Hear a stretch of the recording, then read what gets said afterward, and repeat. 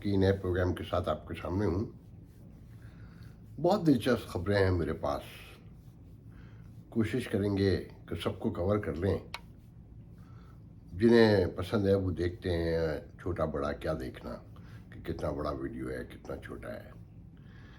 पहला मौजू, मैं सारे मौजूआत बता देता हूँ कि मिसिंग पर्सन्स, अदालती ड्रामे और गीले तीतर की गिरफ्तारी का जो नक्शा मंजर खींचा जा रहा है। मतलब गीला तीतर बहुत से लोग जानते हैं, इमरान रियाज, जिसके फॉलोअर्स मिलियंस में हैं और जो सबसे बड़ा बागी इनकलाबी सहाफ़ी बन चुका है, कि ये खेल क्या है हम ये बताएंगे। और फिर तहज्जुद गुजार 6 पैक वाला वज़ीर आज़म, जिसे अदालत ने तलब कर लिया है। फिर वीडियो ऑडियो की जो सियासत है दोनों तरफ से कि कैसे एक दूसरे को नंगा किया जा रहा है और रियासत कहाँ खड़ी है इस माहौल में। और फिर आखिर में हम आएंगे कि मकबूजा कराची में एक नया खेल होने जा रहा है। वो मकबूजा कराची जो सबसे बड़ा बजट देता है, टैक्स देता है और जिसे एक देहात में तब्दील कर दिया गया, और उसमें सियासतदान भी मिलकर शामिल हैं कि ये रियासत नहीं है, अब ये माफियाज हैं, गिरोह रहते हैं यहाँ, और जिसके पास जितनी ताकत है वो इतना हिस्सा वसूल कर सकता है। और फिर ये रियासत बनाने वाले अब कहाँ खड़े हैं, क्या चाहते हैं, इन पे बात करेंगे। पहला मौजू है मिसिंग पर्सन। आपने सुना होगा कि अतहर मनउल्ला की high court, chief justice Athar मनउल्ला Islamabad high court ने कहा है कि जी रियासत क्या कर रही है और ये लोग क्यों गायब हो रहे हैं, अब तक क्यों नहीं आ रहे हैं। और जो आप पूरा दिलचस्प किस्सा है वो पूरा पढ़ने का, और अगर प्रॉपर अब जवाब नहीं दिया, इसमें कुछ नहीं होता, वज़ीर आज़म को बुला लेंगे। थोड़ा नोट करें, ये अदालतें हमेशा वज़ीर आज़मों को ही बुलाती रही हैं, सियासतदानों को, क्योंकि ये सियासतदान भी स्टूज हैं और ये वज़ीर आज़म तो आए ही उन्हीं के कंधे पर बैठकर फिर है कि वो कंधा देते हैं, कंधा छीन लेते हैं, कि एक को उतारा दूसरे को बिठा लिया। कि ट्रेडिशनल रिवायती सियासत उन्हें ये समझा चुकी है कि ये लालची गधे हैं, एक को उतारो दूसरा तैयार खड़ा होता है बैठने के लिए। इस अदालत से कोई ये पूछे कि ये बेचारा वज़ीर आज़म जो खुद उनके कंधे पर बैठा हुआ है, इस काबिल है कि मिसिंग पर्सन्स के बारे में बता सके, बुला सके, छुड़ा सके या कोई जवाब दे सके। ये बेचारा वज़ीर आज़म तो अली वज़ीर को पार्लियामेंट भी नहीं ला सका। छोटी कौमियतों का मसला है, नहीं है। बड़ी कौमियतों में तो ये हाल है कि छोटे छोटे से सहाफ़ी जो कल तक जिन्हें कोई जानता नहीं था, वो वीडियो पे सवाल पूछते हैं कि बाजवा जवाब दे। वो आज़ादी से घूमते फिरते हैं, अदालत बुलाती है, फ़ख्र से वो बयानात जारी करते हैं। अब फिर आपने देखा कि इमरान रियाज को आज जिस तरह गिरफ्तार किया गया, कि वो गिरफ्तारी पेश कर रहा है, गिरफ्तारी से पहले वीडियो बना रहा है और कह रहा है मैं अपना काम जारी रखूँगा और तुम जो करना है ब्रिगेडियर फलाने, तू जो चाहे कर ले, मैं अपने काम से बाज नहीं आऊँगा। फिर उसे जेल में बंद दिखाया जा रहा है, जहाँ वो कह रहा है मुझे तकिया तो ला कर दो, तो जवाब आता है तकिया आ रहा है। ये पता है खेल क्या है।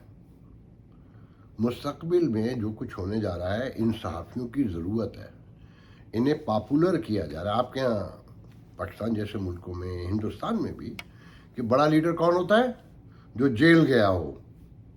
और यहाँ की डेमोक्रेसी में कहा जाता है कि इसकी क्या कुर्बानी है, इसने तो कभी जेल का दरवाज़ा भी नहीं देखा। तो ये जेल के दरवाजे दिखाए जा रहे हैं इन्हें और बड़ा करने के लिए, ताकि जब ये ट्रोलिंग करें उनके हक में तो लोग गौर से सुने, समझें, उस पर ईमान लाएं, यकीन करें और उसकी रोशनी में ज़िंदगी बसर करें। ورنہ یہ ممکن ہے کہ جیل میں تکیے پرووائڈ کیے جا رہے ہوں اور گرفتاری سے پہلے وہ ویڈیو بنا رہا ہو اور اسے گرفتاری پیش کرتے ہوئے جاتے ہوئے پورے مناظر دکھائے جا رہے ہوں؟ اور کیا جرم ہے اس کا؟ کوئی بتائے گا اس کا جرم کیا ہے؟ کہ وہ عمران خان کے ساتھ کھڑا ہے اور وہ کہتا ہے کہ بس اب گلے سے پٹا تو نکالو. یہ تو روز لوگ باتیں کرتے ہیں. اب وہ لیڈر جس کے فارن فنڈنگ کیس کا فیصلہ محفوظ ہے، 7 سال چلایا، اب محفوظ ہے، مدفون بھی ہو جائے گا. شاید ہی کبھی وہ فیصلہ سامنے آئے، کیونکہ اس فیصلے میں جو کچھ لکھا ہے جاننے والوں کو سب پتہ ہے، سمجھنے والے سب سمجھتے ہیں.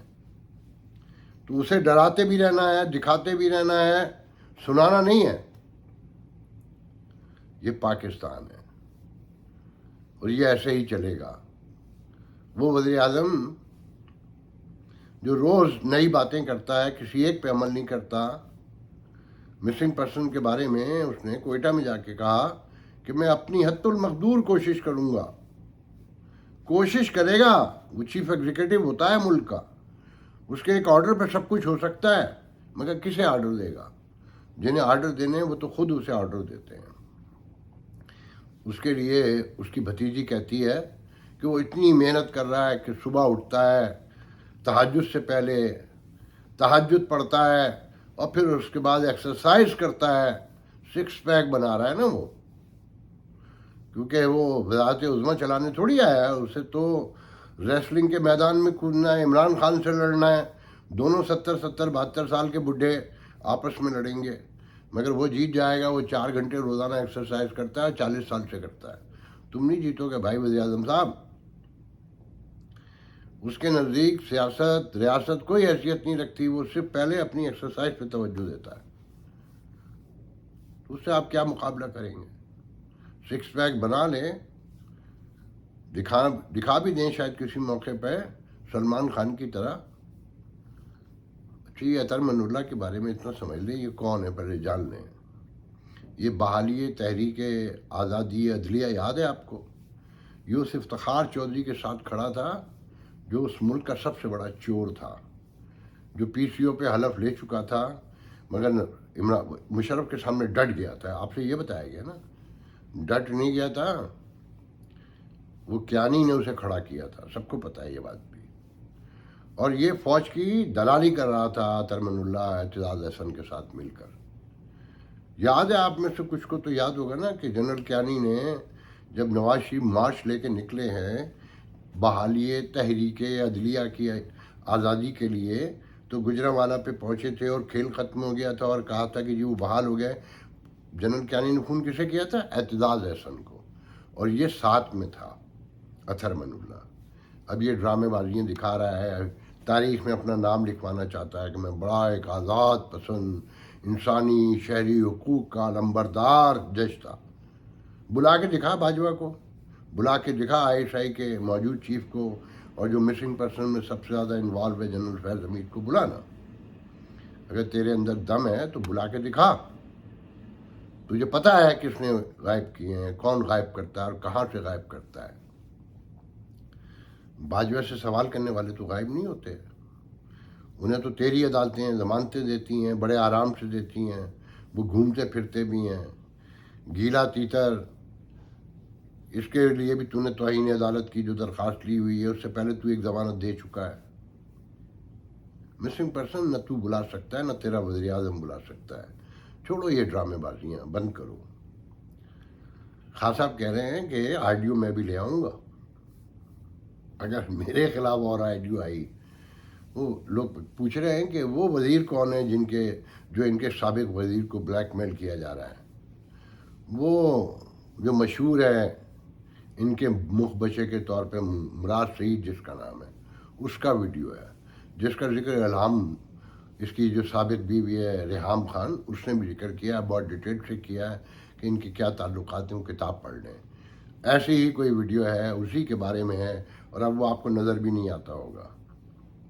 خاموش رہتا ہے. جیسے حنیف عباسی کئی برس خاموش رہنے کے بعد اچانک سامنے آیا، پھر شٹ اپ کال دے کے واپس کر دیا نا. ایک ہے خیر وہاں سے تو کراچی میں بلوچستان میں کتنے لیڈر ہیں جو خاموش بیٹھے ہوئے ہیں بیچارے. اجازت ملے گی تو بولیں گے. بولنے کی اجازت بھی اسی صوبے میں ہے ساری. فوج کے خلاف ہو، ریاست کے خلاف ہو، لندن جا کے بولیں یا گھر میں بیٹھ کر بولیں یا دھمکیاں دیں کہ میرے پاس بھی ویڈیو موجود ہیں، یہ سب ایک ہی جگہ پر ہے. باقی جگہ تو سیچ کر رکھا ہے نا بندوق کے زور پر. یہ کہانی اگر کوئی پوری سنائے کبھی اور آپ سننے پہ تیار ہوں تو آنسو تھمیں گے نہیں. آپ سوچ بھی نہیں سکتے کہ اس ملک میں کیا کیا ہوتا رہا ہے اور کیا ہو رہا ہے. میں آپ کو ایک واقعہ سناتا ہوں کہ یہ ریاست کیا ہے. مجھے یاد ہے پہلے یہ سمجھیں کہ جب یہاں 9/11 ہوا تو اس وقت کے پریزیڈنٹ جارج ڈبلیو بش نے کہا کہ ہم یہ حملہ کرنے والوں کو عدالت کے کٹہرے میں، انصاف کے کٹہرے میں لا کر کھڑا کریں گے.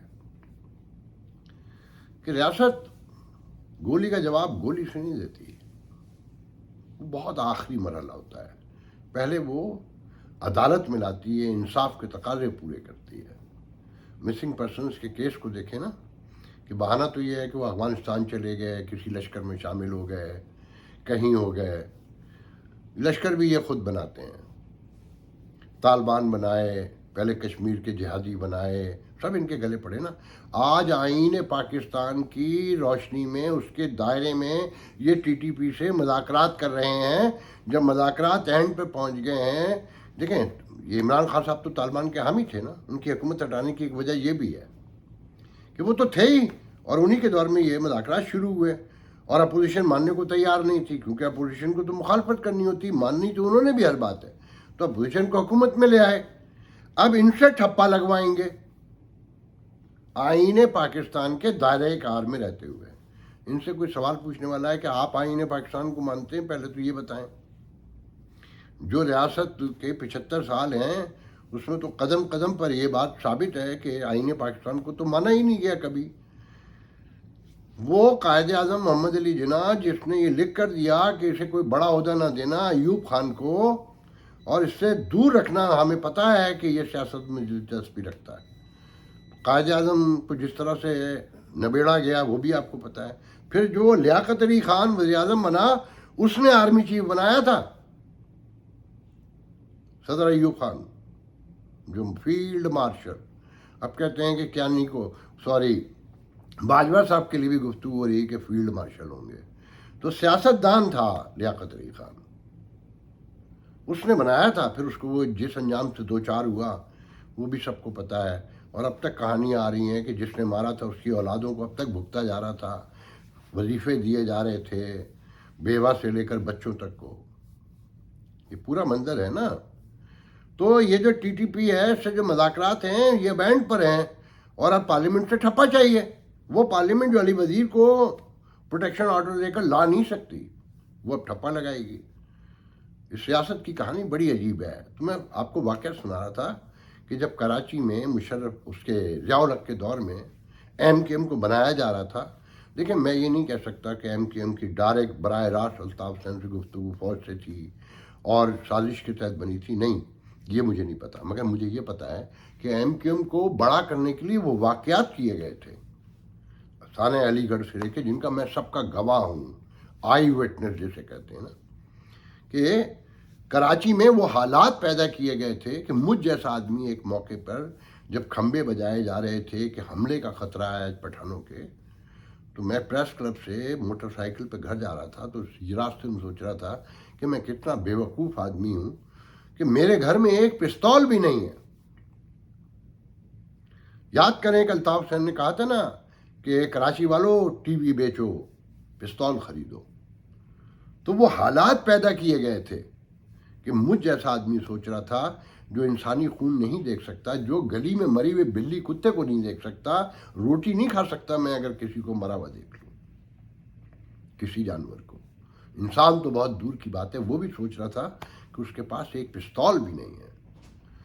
تو پھر میں نے وہ منظر بھی دیکھے کہ جب 23 مجھے یاد نہیں ہے، کہ مجبور، محقور، قسم پرس، غریب ترین پٹھانوں کی لاشیں जब मॉर्चरी में रखी हुई थी अब्बासी शहीद हॉस्पिटल के, जिसमें एक ख़ानदान के 17 लोग थे। ये वाक़या पहले सुना चुका हूँ, फिर कभी सही सुना दूंगा जो असल बातें बताता हूँ। तो उस वक्त का chief marshal law administrator Karachi Abdul हकीम खान नाम था मेरे ख्याल में। तो वो जो पठानों की लाशें थीं वो यूरोप के पठान थे, बलूचिस्तान के। तो वहाँ सुने चीफ मार्शल लॉ एडमिनिस्ट्रेटर क्या कह रहा था। वो कह रहा था, वो ये नहीं कह रहा था कि हम इंसाफ के कटोरे में लाएंगे मुसलमान को। वो कह रहा था हम बदला लेंगे, इंतकाम लेंगे इनसे, और इन 20-23 लाशों के बदले में इतनी लाशें गिराएंगे कि इनकी नस्लें याद रखेंगी। ये कानों से सुना था मैंने। फिर जो कराची में हुआ आप सब ने देखा। मुझे वो बूढ़ा भी याद आता है जो मुमताज़ बरनी जैसे दबंग SSP का गिरेबान नोच कर इसी अब्बासी शहीद हॉस्पिटल की मॉर्चरी के बाहर एक सफ़ेद दाढ़ी वाला, सफ़ेद भौं वाला बूढ़ा अचानक आता है, उसका गिरेबान नोचता है मुमताज़ बरनी का, कहता है कायदे आज़म। और फिर एक मोटी गाली दी उसने, कहा कि हमने ये पाकिस्तान तेरे कहने पर इसलिए बनाया था कि हमारे 2-2 बेजवान बेटों की लाशें यहाँ मोर्चरी में पड़ी हों और हमें कोई पूछने वाला भी ना हो, हमें मुल्ज़िमान का भी पता ना हो। अल्लाह हफीज़।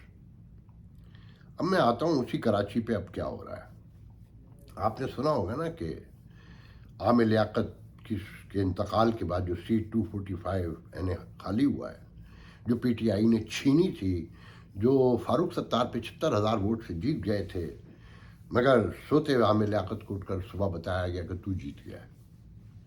अब वहाँ आज़ाद अपने तौर पे खड़े हुए हैं ताले के निशान पर फारूक सत्तार साहब, और MKM भी उसने अपना जो कहा जा रहा है कि उम्मीदवार फाइनल कर लिया है, कल परसों में नॉमिनेशन है मेरे ख्याल में, और PSP ने भी वहाँ पर अपना नॉमिनी खड़ा किया है, जो भी है पीपल्स पार्टी भी खड़ा करेगी। तो MKM और फारूक सत्तार के मज़ाकरात चल रहे हैं कि आप हमारे टिकट पे पतंग के निशान पे लड़ रहे हैं वरना सीट निकल जाएगी। तो पता है वो क्या शर्त लगाते हैं? वो कहते हैं ठीक है मैं लड़ लेता हूँ, मैं आ जाता हूँ MKM में वापस।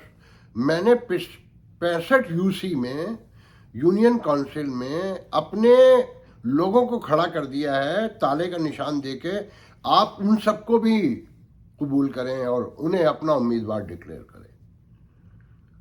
तो उन्होंने कहा कि फारूक साहब क्या बातें कर रहे हैं, आपको पता है हम नॉमिनेशन फाइनल कर चुके हैं, वो फाइनल पतंग का निशान पे आ चुके हैं, अब ये कैसे मुमकिन है?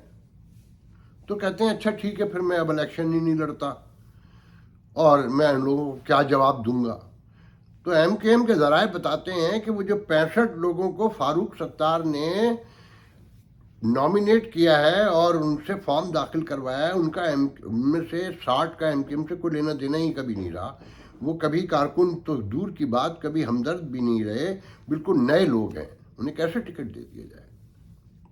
जी ये फारूक सत्तार कौन है कि इनके प्रेस सेक्रेटरी को लिटा कर मारा गया, मारने वालों का सबको पता है। मगर मजाल है फारूक सत्तार एक जुमला बोल सके। मैंने अपने पिछले दिनों एक वीडियो में बताया था ना कि मैंने MKM के एक लीडर से कभी किसी मौके पे कहा कि PTI ने हमला कर दिया है, हर तरफ से इस्टेब्लिशमेंट बाजार में ला के खड़ी कर दी गई है, एक हमला बलूचिस्तान वाले को साथ तुम भी कर लो। तो उन्होंने कहा कि हमारे बहन भाई रहते हैं, माँ बाप रहते हैं, बच्चे रहते हैं, हम पंजाबी हैं कोई जो हमें छोड़ देंगे? हमें तो 2 मिनट में लिटा के मारेंगे, पता भी नहीं चलेगा, कहीं किसी चैनल पर खबर भी नहीं आएगी कि वो भी सब वही कंट्रोल करते हैं। तो फारूक सत्तार खड़े रखे गए हैं जानबूझकर कि या तो MKM से वो शराइ जो वो मान ही नहीं सकती कि सीट छीननी है ना, ये सीट MKM को लेने नहीं दे। गढ़ है ये उर्दू बोलने वालों का। वैसे उर्दू बोलने वाले अब वहाँ कितने रह गए हैं और उन्हें कितना तस्लीम किया जाता है? मास ट्रांजिट, सिंध मास ट्रांजिट का एक ऐड आ रहा है टेलीविज़न पर, ज़रा गौर से देखिएगा। पहले तो ध्यान में रखें कि कभी ये KTC हुआ करती थी, कराची ट्रांजिट, अब कराची गायब हो गया, अब सिंध मास ट्रांजिट है। कराची की कोई औकात नहीं है। उसमें जो ऐड में दिखाया है, पहले बैठा हुआ दिखाया एक सिंधी, फिर दूसरा दिखाया पठान, तीसरे नंबर पे दिखाया है उर्दू बोलने वाला। समझ में आया कुछ आपके? فارغ ہو چکے ہیں آپ لوگ آپس کی لڑائیوں میں، اور پھر ایک دوڑ لگی ہوئی ہے کہ اردو مہاجر بولنے والے مہاجر کو، اردو بولنے والے کو تو بس پڑھاؤ نکالو باہر. صرف غریب رہ جائے گا وہاں، جیسے موسا کالونی میں بنگالی جو 74 سال سے رہتے ہیں اب وہ بنگالی ہیں، ان کو شناختی کارڈ بھی نہیں دیتے.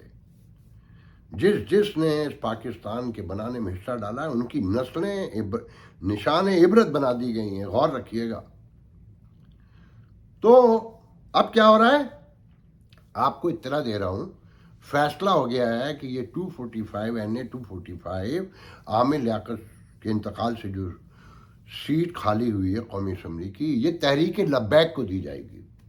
وہ تحریک لبیک جو ابھی 240 میں ہاری اور مصطفیٰ کمال کو گولی ماری اور 1-2 بندے مار دیے، جنہوں نے ویڈیو بنا کے بعد میں کہا کہ ہم گٹکا کھانے والے نہیں ہیں، ہمیں پتہ ہے تم سے کیسے نپٹنا ہے.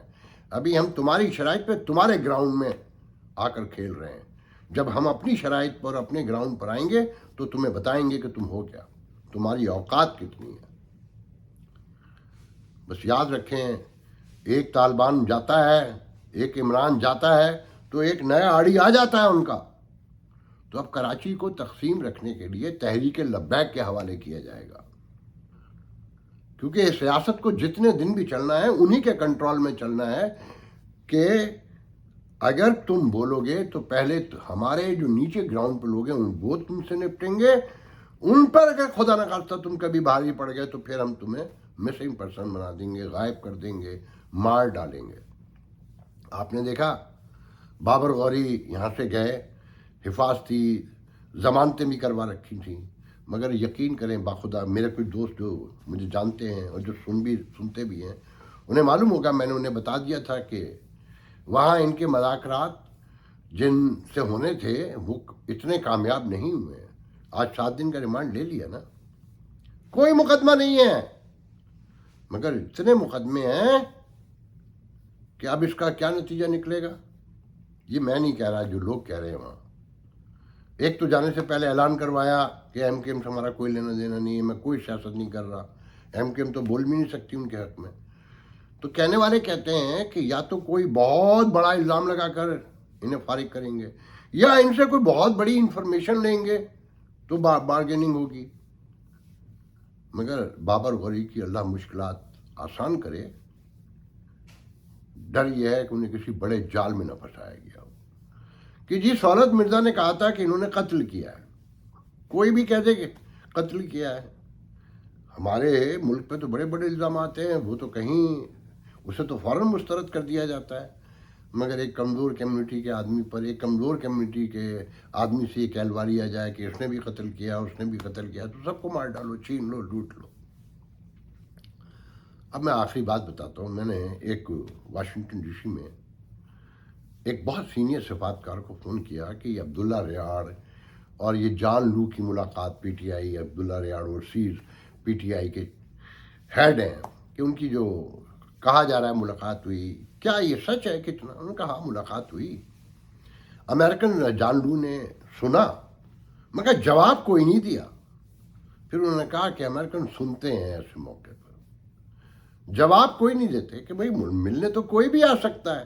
وہ کہ پی ٹی آئی ڈینائی کر رہی ہے کہ جی کوئی ملاقات نہیں ہوئی ہے، کوئی ترلے نہیں ڈالے، وہ تو معافی تو امریکہ کو مانگنی ہے. مگر ترلے تو ڈالنے ہیں، انہوں نے سب کو پتہ ہے. تو جناب پھر باتیں میں اس پہ اور ڈیٹیل نہیں جاؤں گا. ان کا کہ جی امریکن کے سٹائل ہے، جو بھی آئے بات سننی ہوتی ہے، بات سننی، اس کو جواب کوئی نہیں دیا. پھر انہوں نے صرف اتنا کہا کہ انہوں نے معاف تو نواز شریف کو بھی نہیں کیا تھا، جو انہوں نے ضیاء الحق کے دور کے بعد بے نظیر کی حکومت کے دوران کیا تھا. جب وزیر اعظم بنے تو امریکہ شدید ناراض تھا، بڑے ترلے ڈالے، بہت ٹائم لگا تھا معافی میں، تو یہ اتنی جلدی کیسے معاف ہو جائیں گے. پھر آخر میں نے گھما پھرا کے ان سے کہا کہ صاف صاف بتائیے کہ کیا امریکہ اور برطانیہ کا اس ریاست میں کوئی انٹرسٹ رہ گیا ہے؟ تو ایکسٹمپور ان کا بالکل نہیں، اب کوئی انٹرسٹ نہیں ہے کہ یہ قائم رہے، یہ قائم نہ رہے. اچھا مجھ سے لوگوں کا ہو سکتا ہے، اللہ کرے میری بات غلط نکلے، کہ یہ ریاست ایک مخصوص مفادات کے تحت مخصوص ریاستوں نے بنائی تھی. اگر ان کا انٹرسٹ ختم ہو گیا ہے تو اب بہت ہوپ مت رکھیے گا. جو حالات ہیں جو لڑائیاں ہیں، جو تضادات ہیں، جو مہنگائی ہے، جو معیشت کا حال ہے، اور ساتھ میں پھر جو عالمی تنہائی ہے، تو کراچی والوں سے خاص کر بار بار گزشتہ ایک ماہ سے کہہ رہا ہوں کہ اپنے بارے میں غور کریں. پاکستان کی قسمت کا فیصلہ جب بھی ہوگا کراچی میں ہوگا، اس کی قیمت کراچی میں ادا ہوگی، یاد رکھیے گا. یہ جو کچھ بھی ہو رہا ہے آپ دیکھیں نا کہ پنجاب میں جو چاہے کوئی بول لے، جیسے چاہے بول لے، اور وہ ضمانتیں کرا کے باہر ہے. کراچی میں گزشتہ 2 سال میں کتنے رپورٹر اٹھائے گئے، واپس آ کے بول سکے. کوئی ایک لفظ بتا دیں ان میں سے کوئی بولنے دیا گیا. یہ جو کراچی میں کچھ لیڈر خاموش بیٹھے ہیں وہ بول کے دکھاتے. آپ لوگ اگر یونٹی نہیں ہوگی، اور پھر یونٹی بھی اب کیا کر لے گی کہ سب کے سیاسی مفادات الگ ہیں. سندھ ماس ٹرانزٹ کے اشتہار سے معاملہ سارا صاف ہو جاتا ہے نا کہ جو آبادی کی ڈائنامکس ہے، اب جو سچویشن ہے، جو آپ کی پھر ماشاء اللہ سے ایک دوسرے کے خلاف آنیاں جانیاں ہیں، 6 ایم کے گروپ ہیں، الزامات ہیں، ان میں سے بہت سے سب کچھ سچ بھی تو ہے. آج کے لیے اتنا بہت ہے. انشاءاللہ آپ سے دوسری ویڈیو میں گفتگو ہوگی. اللہ حافظ.